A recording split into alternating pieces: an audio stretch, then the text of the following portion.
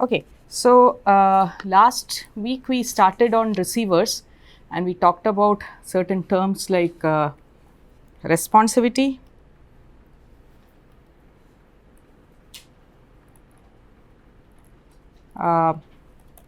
quantum efficiency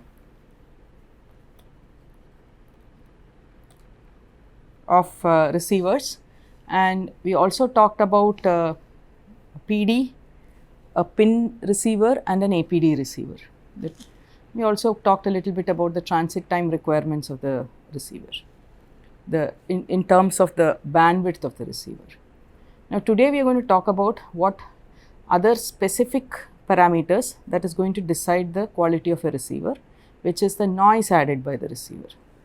So before that we need to understand what a direct detection receiver looks like. Detector is the device which converts photons to electrons, but beyond that there are certain other elements in a receiver which makes it as a threshold detection receiver or a direct detection receiver. So these are the components. So you see the modulated light is falling on the photodetector, that is biased, and the bias is supposed to be reverse biased, and you can use a pin or an APD as a detector, and the receiver is going to produce a current which is proportional to the light that is falling. Okay. Now you see it is noisy, it is distorted. So in that sense this is like an analog signal even though you transmitted a digital signal, because it's become very noisy. Okay. And so the first stage of a receiver is a electrical low noise amplifier, what we call as a LNA. Okay. The amplifier is designed such that it is going to give you low noise. The idea is not to amplify, is not to get a very large gain, but to amplify it such that this current gets converted into voltage and it is a low noise operation. So it's a low noise current to voltage converter. So this is also your transimpedance amplifier. Okay. After that there is a filter. This is an electrical filter which filters out, essentially it is a low pass filter which filters out your out of band noise, and the bandwidth of this filter is decided by your data rate. Now beyond the filter there is a regular high power amplifier or high voltage amplifier which magnifies your signal. So at this point this is what your signal looks like. It does not look like a digital signal, it is still looking like an analog signal because there are continuous variations in intensity. Beyond that it goes into what is called as a CDR, clock and data recovery. CDR module, which is a clock and data recovery module. So what it does is, one part of the CDR actually picks up the, it's essentially a timing reference extraction or a clock recovery module. It's essentially telling you where should my timing be, because you see your continuous streams of ones and zeros are appearing. Now how does a receiver know where should I make my decision? Whether the incoming amplitude is high or low, it has to make a decision, but at which point in time should you make a decision, that the receiver does not know, right? So there is something called as a clock recovery module which recovers the clock from the incoming signal. Essentially it is recovering the transitions, the symbol transitions. Okay. So it's giving you a timing reference. It says that at this point the bit has started changing. So at this time the bit has started changing. So you extract that clock and then you may decide to move slightly away from the symbol transition and make your decision after that. Okay. So the timing reference is given by the clock recovery module, and from using that you basically are regenerating the signal and you try to get something like a digital signal, because the clock recovery, so essentially an AND operation between the clock and the signal is going to give you a properly digitized signal, right? So you use that and then you get your signal back. So there is no digital signal processing involved, it's all in the electronics. You do a clock timing recovery, and from that you have a threshold detection which tells you whether your received bit is 1 or 0. right. So, this is a conventional direct detection photoreceiver. These are the parts of it. So, remember there is a transimpedance amplifier which converts current to voltage. Then there are other amplifiers which amplifies the signal, and there is a clock and data recovery unit. These are the essential parts.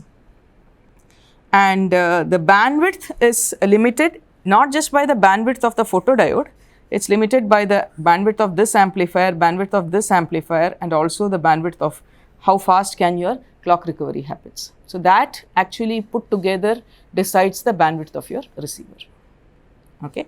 So, this is how a 10 gigabits per second module works. They call it as SFP, small form factor pluggable modules, SFP modules, and inside the SFP module this is what you would have. Okay. The key idea is that also we have to remember is that it is insensitive to phase and polarization of the incoming signal. Why is this point very important? It is important to remember that this receiver what we are talking about can respond to only intensity, it cannot respond to phase, or it cannot respond to polarization, because there is nothing in the system which is telling you to distinguish the phase or polarization. And that is important to understand this, because it cannot now demodulate a QPSK data or a polarization multiplexed data. For that we have to do some other receiver. Okay. But we are doing this receiver because this is the most popular receiver today. Right, intensity modulated direct detection receiver is the most popular receiver, short distance, all the access networks have it, and all up to about 25 gigabits per second, this is the receiver that operates. Okay. Now, the sources of noise, where are the issues in the receiver? Does the channel add noise to the system? Where are the sources of noise in a communication system? In a system you have a transmitter, fiber, let us take a point to point link, right. Where are the sources of noise? Do you have noise at the transmitter? Yes, we learnt about some sources of noise. We talked about intensity noise of the transmitter, phase noise of the transmitter, and so on. Okay. What about the fiber? Does the fiber by itself add noise? Does it add noise? It does not. All what it can do is it can attenuate, which means if you started with a noisy signal, both the signal and the noise both gets attenuated in the fiber. So, the fiber by as such does not add noise. But if you put a fiber amplifier in the system, the fiber amplifier would add a noise, right. We have not talked about fiber amplifier yet, that is our next topic, but you will realize that if you put a fiber amplifier, like any other amplifier, in addition to providing gain, it will also add noise. The main source of noise in a system is actually at the receiver, right. So, the noise is there at the transmitter, noise is there at the receiver, the noise is there in amplifier. But the primary source of noise is in the receiver. And there are two sources of noise in the receiver. One is the receiver thermal noise and the second is the receiver short noise. Okay. Now, what is this thermal noise? Now, thermal noise is something that is characteristic of any electronic system. Any system which has resistors, inductors, capacitors, any electronics, there is thermal noise, and that is because of the random motion of electrons in the system, right. You have any passive or active components will have random motion of electrons, and this random motion of electrons are those, or rather the motion of electrons which is not in compliance with the applied electric field. That is your source of thermal noise. Okay. And that is related to a Boltzmann constant kT, right. We will write down exactly what the thermal noise is, but it is dependent on temperature. Higher the temperature, more is your thermal noise. If you say, so what is the spectral model of the noise? Whenever you say noise, noise is, okay, by definition what is noise? Anything that is not wanted, unwanted signal is noise. So, there must be something about the more detailing about the spectral component of noise, right, which means that like how we discussed in relative intensity noise, here also as let us say this is the current, around the current there is some fluctuation. Now you are talking about the frequency content of that fluctuation. Is that fluctuation, if I do a Fourier decomposition of this fluctuation, what are the kind of frequency components that I get? Turns out that that is additive white Gaussian. White Gaussian up to about 1 terahertz. Up to 1 terahertz bandwidth, it is white Gaussian. White meaning the power spectral density of noise is flat. Gaussian meaning if you do a histogram of noise in the time domain, if I just plot a histogram of this in the time domain, this histogram is going to be a Gaussian. And you can define the variance of this Gaussian.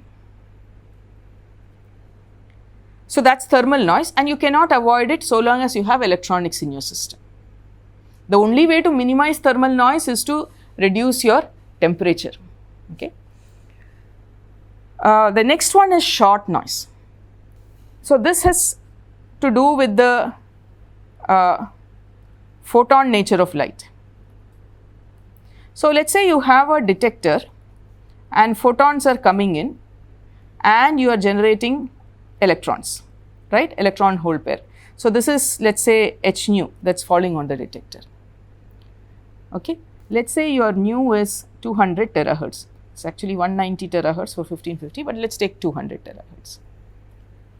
Let us say you have 25 gigabaud as your symbol rate, which means you have 40 picosecond as your bit slot. Okay. Let us say your power is 1 nanowatt.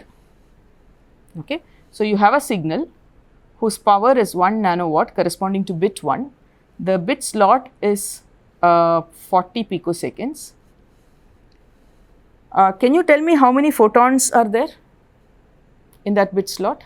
You have to do a quick calculation and tell me that. How many photons will I have when I have 1 nanowatt power, duration 40 picoseconds, frequency let us say to 200 terahertz.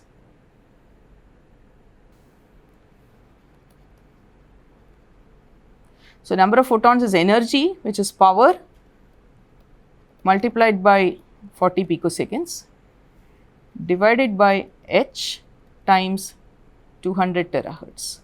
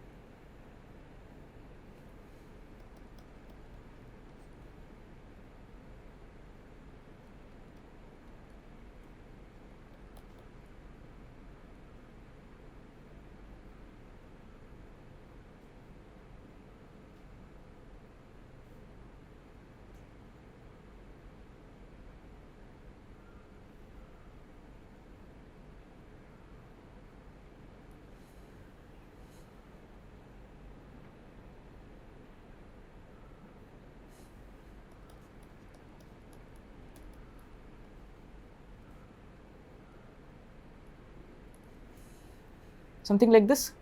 What is the answer? I want a decimal. 0.303. Okay. Is there anything unrealistic that we have assumed? I can have 1 nanowatt of power. I can have a 40 picosecond bit duration. I could have a frequency of 200 terahertz. But I am getting 0.3 photons. What does that mean? Can I have 0.3 photons? You know that the minimum count is 1. So what do you mean by 0.3 photons now? It means that whenever we are making a measurement of power or whenever we are talking about photon number from power, what we are talking about is the mean number of photons. Photons follow a certain arrival statistics. So if I keep doing this measurement, what measurement? Measurement of power, and from the power number of photons, n number of times, where n is infinity, I will keep getting numbers like 1, I may not get a photon 0, I may get 2 photons, I may get 0 photons. So, let us say I have a receiver which is clicking every time the photon is arriving, it's having a photon count. That receiver will keep clicking or not clicking randomly, and that randomness follows a certain, or rather it's not random, it follows a certain statistics, and the mean of infinite number of observations is 0.3, right. So, when we say, so if this is 1 nanowatt case, if I do 1 milliwatt case, then the photon number is 10 power 6 times more than this, but even then, whenever I calculate the number of photons, what I am calculating is actually a mean number of photons, mean of a certain statistics, and that statistics is actually a Poisson process, right. It is a Poisson statistics. The arrival time of photons, the arrival number of photons follows a certain Poisson statistics, and what we all have is a mean, which means that every time I make a measurement, there is a certain uncertainty involved in the number of photons that I get, right. It is not necessary that I will always get, if I have 1 order of magnitude more power, I am supposed to get 3.03 photons. It does not mean that I always get 3 photons. Sometimes I may get 3, sometimes I may get 4, sometimes I may get 2. On an average, I get 3.03. So, there is some uncertainty involved in the arrival of photons, and corresponding to that, there is an uncertainty involved in the electron generation, and so there is an uncertainty involved in the current generated, and that gives you short noise. It is only natural to now believe that the short noise will be proportional to the photon number, because uncertainty is involved with the photon. So, larger is the photon number, more is the uncertainty, right. So, the short noise can be related to the photon number or the power, okay.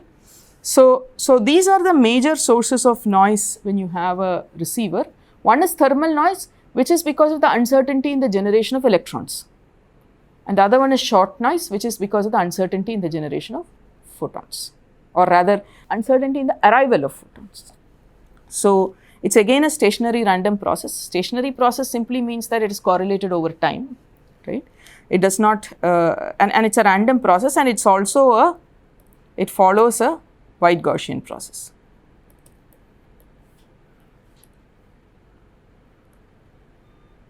This is also a wide Gaussian noise, okay. So, if you know the bandwidth and if you know the power spectral density, you can just multiply it with the bandwidth and find out what the total noise power is.